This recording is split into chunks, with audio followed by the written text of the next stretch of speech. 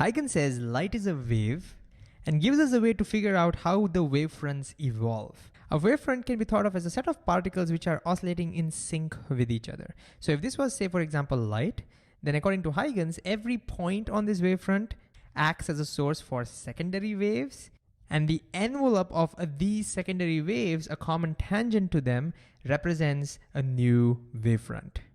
But can we use this to prove laws of refraction? Let's say we have light moving from one medium to another, say air to water, and here is our incident wavefront. The moment it hits the surface of the water, every point on the water behaves as a Huygen source and starts producing secondary waves in the water.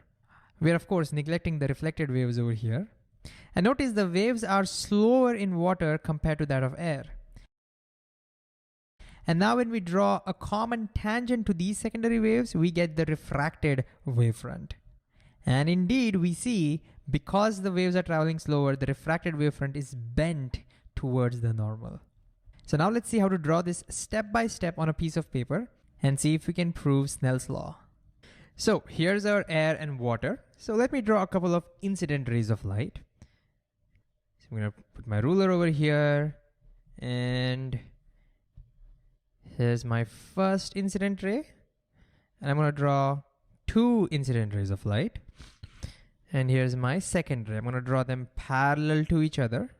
And so basically I'm imagining that the source is far away. You might recall that when the source is far away, the rays of light become parallel to each other. The source is at infinity, you can say. And when that happens, what happens to our wavefront? Remember, when the source is at infinity, the wavefronts are plane wavefronts. And when I'm drawing over here, they're gonna be straight lines. And how do I draw my wavefront over here? Well, wavefronts are always perpendicular to the direction of the rays. And so I can now bring in my set square and draw my incident wavefront. So let me use dotted lines or dashed lines so that we can differentiate between rays and wavefronts. So here's my incident wavefront. All right. So let me write that as well. This is incident wavefront. And this is going to be perpendicular to our incident rays. And now to prove Snell's law, we have to draw the refracted wavefront, and we can do that using Huygens principle. Huygens says that every point on this can be thought of as a source. And when the incident wavefront hits that point, it's going to start, you can imagine it gets activated and it starts producing waves, secondary waves, spherical secondary waves. Now the waves produced in the same medium are the reflected waves, and we're going to ignore that because we are only interested in the waves in the water. And the important thing, as you will see now, is that the waves in the water are slower than the waves in air. And so now notice, as the wavefront goes forward, as the Huygens sources get activated, more and more secondary waves are formed, but notice the secondary waves are slower than the incident waves. And now a common tangent to all these circles will represent our refracted wavefront. And you can immediately see that the refracted wavefront is bent. In fact, it is bent towards the normal. And I hope you can imagine if we had some different media in which the wave was faster than the first media, then the refracted wavefront would have been bent the other way around, away from the normal. Okay, but how do I construct this now? How do I draw this in a piece of paper? Well, I don't need all the circles to draw the tangent. I just need two. So I'll only consider two Huygens sources. One Huygens source over here, the first one that got activated, I'll draw one circle over here. And another Huygens source which I'll consider is over here, the last one, which just got activated when the wavefront hit over here. And so it has just started producing the wave, so that wave is a point. And so all I have to do then is draw a tangent from this point onto that circle. So let's go ahead and draw that. Okay, but how big should I draw that circle? Well, remember that the radius of that circle represents the distance traveled by the secondary wave in the time the incident wavefront went from here to here. So if we are in a denser medium, then the distance traveled would be smaller because the speed is slower. In that case, that radius should be smaller than this distance. But if the second medium was a rarer medium, then that radius should be bigger than this distance. Does that make sense? So in this case, since we are considering a denser medium, water is denser than the air, Let's draw a circle which has a radius smaller than this distance. And to do that, I'm going to bring in my compass, and I'm going to set the length of the compass to be a little smaller than this distance. And I'll bring that compass over here, and I'm going to make an arc. So here goes. Okay. So this is the secondary wave from this Huygen source. And at this moment, the secondary wave from this Huygen source has just started, so it's just a point. And so my refracted wave will be a common tangent, which is basically a tangent from here to here. So to draw that tangent, let me bring in my ruler. I'm going to move that so that becomes a tangent. It's going to look somewhere like this. Okay. And here we go. Refracted wavefront. And again, let me go and write that. This is our refracted wavefront. But remember, I have to prove Snell's law, which means I have to draw incident ray and refracted ray, because I want to bring in angle of incidence and angle of refraction. So how do I draw the refracted rays now? Well, rays will be perpendicular to the wavefront, so I'm going to bring in my set square again. So here's my set square. I've already set it perpendicular to the wavefront. And so I'm going to draw one ray from here to here. So here is our first refracted ray. And let me draw a similar one over here as well. This is going to be our second refracted ray. There we go. And again, this is perpendicular. So we're done with the construction. Now let's go ahead and prove Snell's law. To do that, we have to prove sin I by sin R is a constant.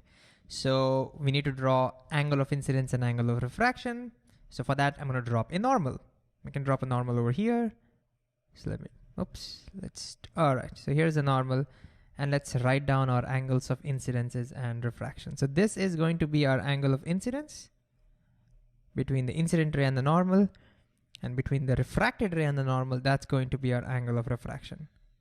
And I need to prove that sin I by sin R is a constant. How do I do that? Well, now we're in the geometry world, so let's think mathematically. We're talking about sin I and sin R, trigonometry. So we require right angle triangles, and I can see two right angle triangles over here. So maybe if I can somehow bring these angles into the triangle, if you know what I mean, then I can use I can calculate sin I and sin R from the triangle, and then I can take the ratio and somehow prove that that's really a constant. I know it's a little vague, but I really want you to give this a shot. So why don't you pause the video and see if you can prove this. Okay, if you've tried, let's see. Let's try to first bring in the angles into the triangle. Let's concentrate on the incident right angle triangle. So let me dim this. So if you look over here, because this is perpendicular, I know that if this is I, this has to be 90 minus I. This has to be 90, I'm gonna write that over here, 90 minus I, okay?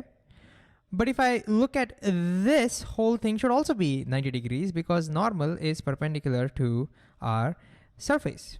And so if this is 90 minus I, then that means that this should be I. So let me write that over here. This should be I. So I brought in the angle.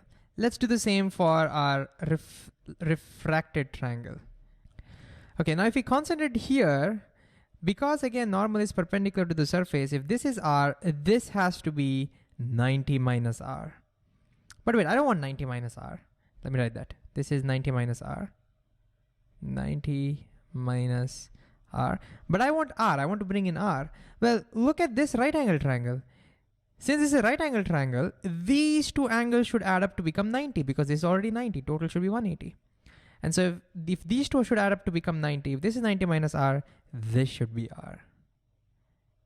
There we have it. We have brought in I's and R's into our triangle.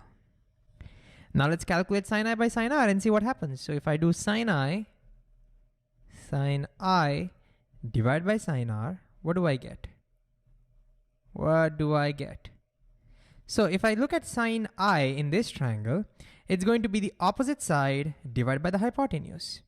For sine r, it's going to be the opposite side divided by the hypotenuse, same hypotenuse. So the hypotenuse cancels out, so that's nice. But the big question now is, how much is this opposite side? How much is this opposite side? How do I figure that out? Well, again, think about it. What does this length represent? That's the distance traveled by the incident wavefront in some time from here to here.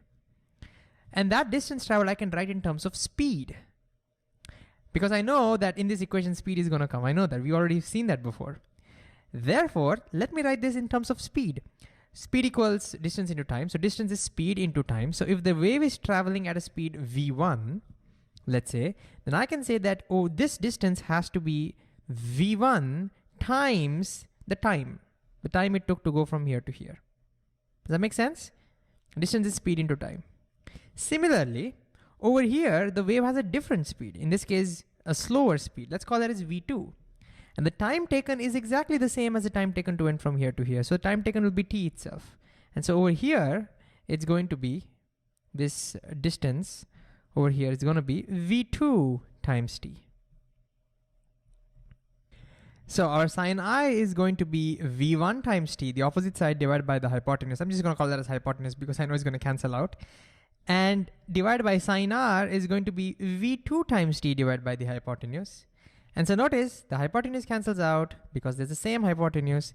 The t cancels out and I end up with v1 over v2.